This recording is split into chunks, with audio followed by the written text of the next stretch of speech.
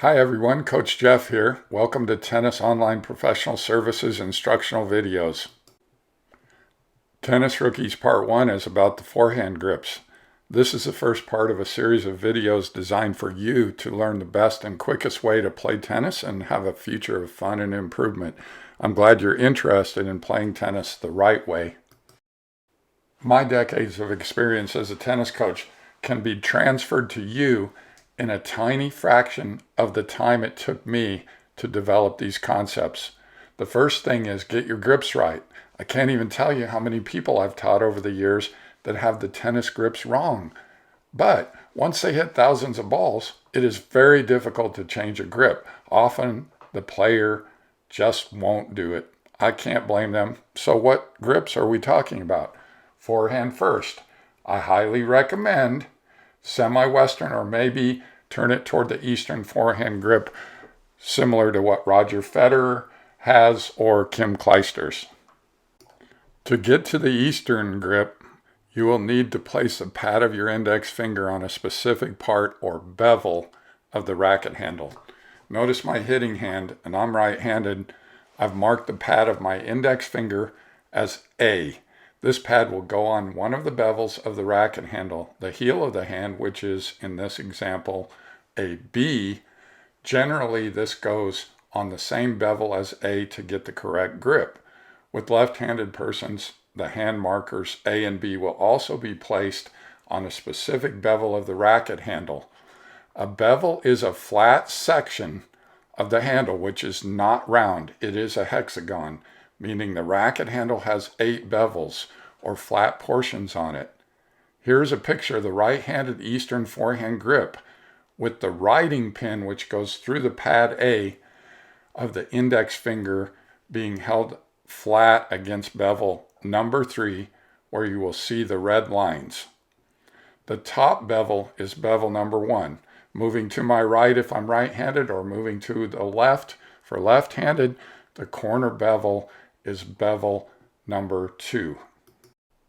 Notice here the right-hander's Eastern forehand grip, the pad of the index finger lies on bevel number 3.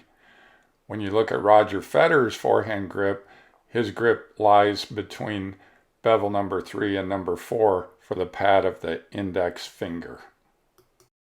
As you see with the semi-Western forehand, the pad of the index finger is on bevel number 4.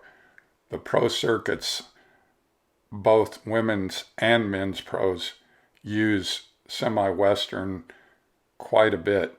You'll see that grip more than the Eastern grip these days. The full Western grip is used by some pros and some top players. It is a very difficult grip to maneuver. If you're a starting player, I wouldn't recommend that grip. Here's the left-hander's Eastern forehand grip with the pad of the index finger on bevel number 3. When it's on bevel number 4, that's the semi-Western forehand grip, which is used by Rafael Nadal and many top players on the junior, college, and professional circuits. Here's a picture of a few of the pros you've seen presently and in the past that use loop forehands with semi-Western or close to Western forehand grips. A full Western requires that you put the pad of the index finger underneath the handle on bevel number 5. A full Western grip is generally not recommended except for very advanced players. Here is a right-hander's continental forehand, primarily used for volleys.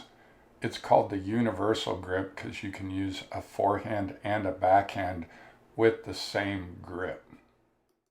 Notice the pad of the index finger is on bevel number 2. Here's a men's professional player hitting a forehand volley with a continental grip. Notice the wrist is straighter than the other forehand groundstroke grips. Here's a lefty's continental grip, pad of the index finger or the pin on bevel number 2, and a professional hitting the forehand volley with that continental grip. Thanks for watching. TennisOnlineProfessionalServices.com.